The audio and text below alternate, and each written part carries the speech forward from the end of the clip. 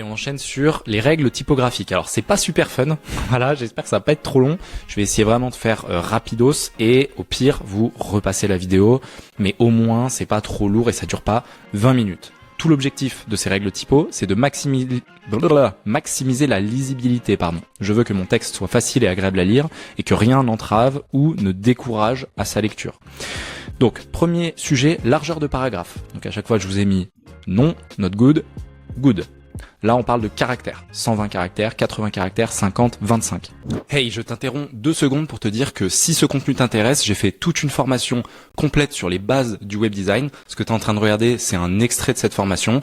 Elle dure environ 4 heures. Je te mets le lien juste en dessous. N'hésite pas, si ça t'intéresse, à aller checker. Et on reprend tout de suite.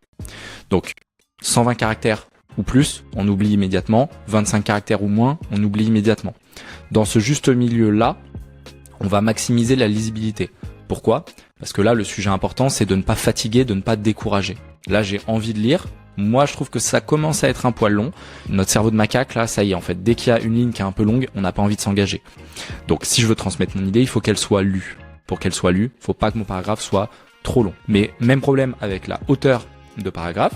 Donc, à gauche, non. 10 plus, j'ai mis, c'est 10 plus lignes à la suite comme ça qui s'enchaînent. Je n'ai pas envie de me lancer là-dedans et lire ça en fait.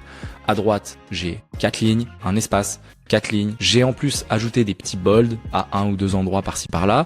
Donc j'ai l'impression que il faut que j'aille lire parce qu'il va y avoir une notion importante et puis je peux m'engager dans ce paragraphe puisque de toute façon il est pas très long. Beaucoup plus digeste. Attention de bien casser comme ça les paragraphes en hauteur. La justification également.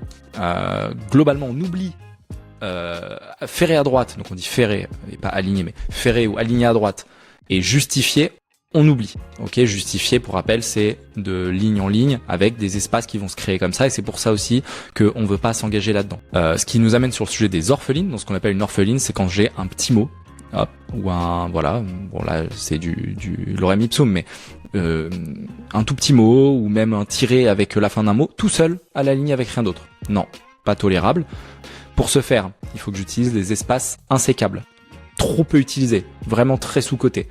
Espace classique en haut, espace insécable en bas. Un espace insécable, c'est qu'on ne peut pas casser, c'est-à-dire qu'il va être emmené avec la lettre. Comment on fait ça ? On fait Alt espace ou Option espace. L'espace entre les lignes maintenant, après l'espace entre les lettres,